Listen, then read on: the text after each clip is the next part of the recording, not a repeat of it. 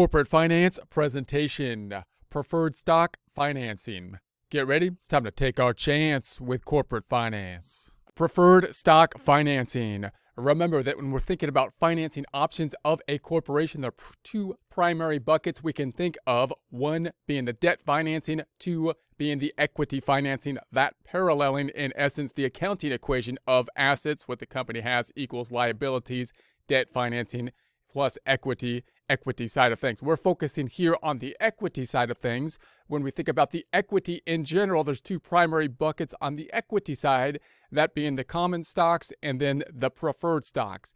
Remember that the common stocks are going to be the larger thing, or the first thing that should come to mind generally when we're thinking about the equity financing, where the company would basically issue the stocks and generate or get money in return for that, the financing of the company, similar to, in essence, the owners, which the stockholders are considered to be basically investing in the company as they purchase their ownership value in it through the equity shares of generally the common stock. Now we're looking at the preferred stock, which is technically on the side of the equity financing, but it has characteristics that are similar to the debt financing. So in some ways, they're going to be more simplistic to value, but they're also a little bit kind of confusing in that their characteristics are such that they're kind of in between, in essence, debt financing and equity financing, although they fall into the equity financing category. So preferred shareholders have a higher claim on disbursements or dividends than the common shareholders. So you might ask, why is preferred stock preferred? It's preferred generally because you have that higher claim to the dividends that are going to be distributed out. So remember, when you're thinking about the equity side of things, you have to finance the equity side of things with the distribution of the dividends generally, or with regards to the common stock, the increase in the equity or value of the company. So on the preferred stock side of things, they generally have the higher priority for the distribution of the dividends. That doesn't necessarily make them better, even though the term preferred kind of sounds like they're better in all cases. They're better in the situation where there's kind of a cash flow shortage and the dividends going out, then they would get the priority in a similar fashion as the debt would be, in that you have to pay the interest typically on the debt. It's a contractual obligation on the debt. Generally with the preferred stock, you have to pay them the dividends first before the common stock, but usually there's going to be a cap on it. So if times go well, then the common stockholders will typically benefit because they will start to generate dividends and possibly increase in value of the stock as the value of the stock then increases on that side of things. So, however, they generally have no or limited voting rights in the corporate governance. So the preferred stockholders, unlike the common stockholders, remember the common stockholders as the owners can basically vote kind of like a republic, right? They vote for people to represent them when you're talking about a large company, a publicly traded company, that being the board of directors who then hires the management. The preferred stockholders do not generally have that, and therefore they don't have that kind of control, that direct control over the organization. And that's one of the primary reasons they're not thought of as basically the same kind of level of ownership as with the common stockholders, although they're still thought of as equity financing, and due to, in part, them getting paid not with interest, but with the dividends, which is coming out of the equity. In liquidation, preferred shareholders' claim on assets is greater than common shareholders, but less than the bondholders. So once again, it's kind of in between the bonds and the common stockholders. Remember that when you're thinking about a common stockholder, it's similar. You could bring that all the way down to basically a sole proprietorship. If you have a sole proprietorship, then if the sole proprietorship liquidates, you're closing it up, you typically have to pay the lenders first, the liabilities, the debt first, before you get the money. The similar thing is going to be true with the corporation. The debt generally has the first claim. That's going to be the debt holders, the bonds and whatnot, if there is a liquidation. But then the preferred stock is above the common stock. That's why it's a little bit closer to the bonds in that way. They generally will get paid first because they're kind of similar in the debt in that way. That's why it's preferred. And then again, like the owners, common stockholders, would get paid last. Doesn't work out well for the common stockholders in the event of the liquidation in terms of who gets paid first. But again, the goal for the common stockholders is growth. So on the growth side of things, the common stockholder will generally benefit if things are going well. So the preferred stock has a characteristic of both bonds and common stock. So as we've been talking about, it's kind of similar. It's kind of in between the bonds and the common stock. The preferred stock gets paid in a system that's going to be more routine, kind of like a bond. A bond, of course, has a very set structure to pay in interest at a fixed time, semi-annually, yearly, and so on. The preferred stock then has a pretty set rate of what they're going to get, although the corporation can decide not to pay the dividends. They can't pay generally the common stock until they pay the dividends. And if they don't pay, oftentimes it will accumulate upwards. So they have that same kind of standard payment, but that standard payment, that's similar to an interest payment on a bond, you see, but it's not interest, and therefore you don't have that tax impact that you have with the bonds, which could actually be good when you're the issuer, because the taxes that you pay on the interest, or the interest being tax deductible, is a tax benefit. The dividends being paid out, you don't typically have that tax benefit on the dividend side of things. Also note that the dividends, unlike the interest on the bonds, doesn't have a termination date, right? So you have this fixed amount similar to paying fixed amount of interest, but you don't have that ending date that you do have with the bonds. So the preferred stock dividends, preferred shareholders have priority over common shareholders for dividends. As we've discussed, dividends generally yield more than common stock and may be paid monthly or quarterly. And the dividends can be fixed or set in terms of benchmark interest rates like the London Interbank Offered Rate, or the LIBOR, and are generally quoted as a percentage in the issuing distribution. So they could have some kind of floating rate, or a rate that's going to be tied to some kind of benchmark within the preferred stock. So the decision to pay the dividends is at the discretion of the company's board of directors. So remember, when we're thinking about the common stock side of things, unlike if you were, for example, a sole proprietorship instead of a corporation or a partnership, the partners can then decide how much to draw out oftentimes, and that can be an individual decision basically on the partner side of things. For the corporation, not so much the case. That's the point of the corporation, is that the shares are somewhat standardized.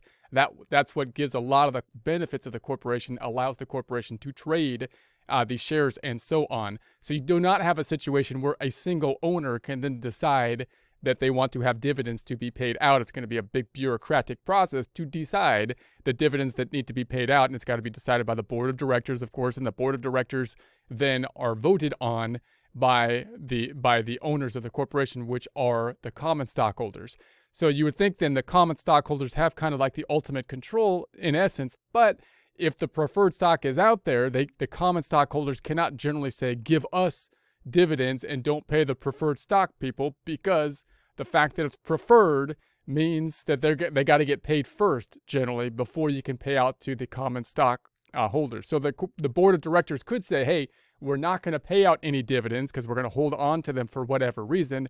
But usually what happens in that event is, one, the common stockholders wouldn't get any money, which would make the people that are voting upset after some period of time, you would expect. And two, oftentimes the dividends will accumulate, called dividends in arrears, until they are paid off. And again, until they are, common stockholders generally cannot get dividends. So if a company has to suspend its dividends, preferred stockholders may have the right to receive payment in arrears before the dividends can be resumed for common shareholders. Shares that have this set up are known as cumulative. So if they are then cumulative, once again, the board can decide not to pay dividends, but the common stockholders wouldn't get the dividends in that situation, and they would simply accumulate upwards and have to be paid out at some future point. So the preferred stock and liquidation. Preferred shareholders have a prior claim on the company's assets if liquidated. So that's going to be part of the preferred component. That's similar or closer to what the bondholders have. However, they are subordinate to the bondholders. So they're kind of in between there. So in the event of liquidation, the company is liquidating, closing in essence, then they would get paid before the common stockholders, but after the bondholders typically. Although preferred shares are equity in many ways, they are a hybrid asset that lie between stock and bonds due to some of the characteristics that we have talked about. They offer more predictable income than common stock and are related by the major credit rating agencies. So they're actually rated by the major credit rating agencies, and that's due in part to them being similar to the bonds, the agencies being able to do that. Failing to pay a dividend to preferred stockholders does not mean a company is in default, unlike the bondholder not receiving interest payments. So in other words, again, they're similar to the bonds in that they're kind of required to get paid, but if they don't pay, then they're not really in default, right? You might have that situation where they have to pay in the future, whereas on the bond side of things, then you could have more of a problem. They could be in basically default because they're contractually required to pay the interest on the bonds. And because preferred shareholders do not have the same guarantees as creditors, the ratings on preferred shares generally are lower than the same issuer's bonds, the yields being higher accordingly. So that inverse relationship will apply. So preferred stock valuation, preferred shares have less potential to appreciate in price than common stock due in part to not having the voting rights. So when you think about the preferred stock, you can think about what's going to happen to the price of the preferred stock and the dividends. Those are the two things that you're going to be getting back if you were investing in preferred stock. One, you're going to get the set dividends, which is somewhat standardized, similar to a bond, unlike the common stocks, which could fluctuate more. And you could think then that the preferred stock valuation could change. Could it have an increase in the valuation? However, that change is not going to fluctuate as much as the common stock, which usually is what you consider as having an equity claim in the company, due to the fact that the preferred stock doesn't have that voting right, so that you don't kind of consider them at the same level of like ownership as the common stock. Preferred stock usually trade within a few dollars of their issue price, often around $25. Whether they trade at a discount or premium to the issue price will depend on the company's credit worthiness and the specifics of the issue, including are the shares cumulative, are the shares callable, priority relative to other issues, and so on and so forth. The preferred stock pros and cons. What are the pros and cons of the preferred stock? Pros can help optimize capital structure balance. So on the company side of things, if you're trying to balance or get to a certain place within your debt and equity financing, preferred stock can be an option for you to basically get on that equity side of things without having to worry about so much some of the problems with the common stock that could take place. Can be used to expand capital base without diluting common stock ownership position or having contractual debt obligations. So once again, you can issue the preferred stock and you don't have to worry so much about the individuals that already have the stocks out there saying, hey, look, you're messing up my stock ownership percentages, which could alter the kind of like the voting abilities of the current shareholders that are going to be outstanding. You also don't have that contractual debt obligation that you would get if you were on the bond side of things. So on the bonds, you have to pay the interest no matter what. On the preferred stock, well, you have a contractual obligation to do so. On the preferred stock side of things, you need to pay it off before you pay off the common stock, but you still have more flexibility than on the bonds. You're not in that default situation. On the cons, the dividend payments are not tax deductible. So clearly, when you compare the preferred stock to the debt, we said once they're in that hybrid kind of situation, that in-between situation, because you have those fixed payments that are similar to the fixed interest payments for the bonds, but they're coming out of equity, and that means that they're not interest. They're not categorized as interest, and for taxes, that's bad because interest can usually be tax deductible, whereas issuing the equity when you're the issuer of the bonds, it's usually not going to be a deductible situation. So taxes always play a significant role and can really skew the decision making. Preferred stock investors. Primary purchasers are corporate investors, insurance companies, and pension funds. Could have tax benefits for the corporate investors. So corporate investors can have significant tax advantages here, incentives to put this into their strategy. Bond interest is generally taxable to the recipient, except municipal bond interest. So note, when you're talking about the taxability now for the investor side of things and the tax impact on it, when you're looking at the bonds, normally if you're talking about corporate bonds, the interest that you would receive is going to now have to be included in the income tax, which of course is a disincentive to the investor for the bond side of things. The preferred stock stipulation and provisions. We could have then cumulative dividends. We'll talk a little bit more about some of these in the future. We discussed the cumulative dividends a bit in the past, that being where the dividends accumulate upwards if they're not paid. got to pay the preferred stockholders generally if they're cumulative. If you don't, then you typically have them accumulating upwards. They then need to be paid before you can pay any dividends to the common stockholders. We have the conversion feature, which we'll talk more about shortly, I believe. We have the call feature, the participation provision, the auction rate preferred stock, and the par value. So these are some terms that could be applicable to determine depending on the circumstances. So conversion feature allows company to convert preferred stock into specific number of common stock. So if you have that situation in place, that's how it would play out. Allows company to force conversion from convertible preferred stock to convertible debt, possibly used to take advantage of falling interest rates. So they might then position themselves to be able to do that process when it be beneficial to them due to interest rate changes. Can change preferred dividends into tax-deductible interest payments. We have the call feature, allows company to retire securities before maturity at some small premium over par. So the ability for them to retire them out, once again, could be beneficial for the company depending on market conditions. Preferred issue carrying call provision receives slightly higher yield than smaller issue without the call feature. Participation provision. Many may participate over and above the quoted yield. May be both preferred dividends plus an additional dividend to their shareholders. The additional dividend ensures that these stockholders receive an equivalent dividend as the common stock. And this is not as common a provision, but you could see that as well. Floating rate. That's an issue where we have the adjustable dividends, where they adjust.